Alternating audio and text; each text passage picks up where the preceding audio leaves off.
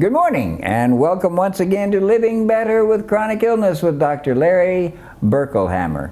Good morning, Dr. Berkelhammer. Good morning. How are you today? I'm good, and you? I'm splendid, thank you.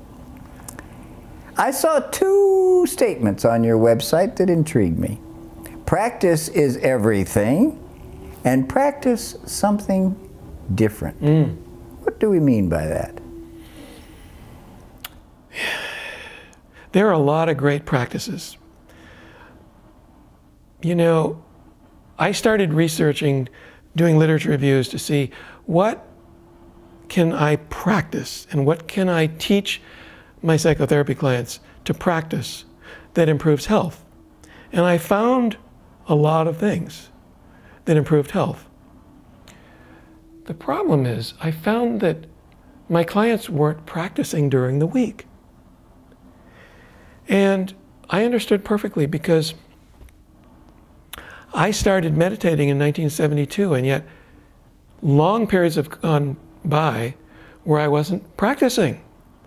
And it doesn't do any good without it really doesn't do good without practicing. I mean, it's like if you take a medicine that's prescribed for you and you're supposed to take it every day, well, if you skip a few days, it's not going to be helping. Most people understand that. Certainly, we need to eat. Now, you might eat because you're hungry, but you need to eat for survival. If you stop eating, you're going to die. For some reason, things like meditation practice, various practices, we tend to just get busy and not practice them. But practice is everything, because without the practice, we don't get the benefit. We only get the benefit when we're practicing. So that's why it's important to practice every day. Now with mindfulness practice, I used to think, there was a period when I thought I was practicing Vipassana, and I had a 40-minute segment that I carved out, and I did this sitting meditation for that 40-minute period every day. But the rest of the day I wasn't practicing mindfulness. It didn't do a lot of good. I didn't get much out of it. Years and years later, I'm ashamed to admit, decades later, I began to practice throughout the day. And then I started getting the benefit. So really, it's all about practice. That's everything. I see. I understand that. But you also say practice something different. Now, what do you mean by something different? A lot of people go to various clinicians to learn a tool, whether it's meditation, yoga, and it doesn't work for them for whatever reason. It may work for other people, but it didn't work for them. Do something different. For example, there are a lot of people out there who do not and will not engage in a sitting meditation practice. They will practice yoga. There are other people who won't do yoga or sitting meditation, but they will do Qigong or Tai Chi Chuan or any number of other practices.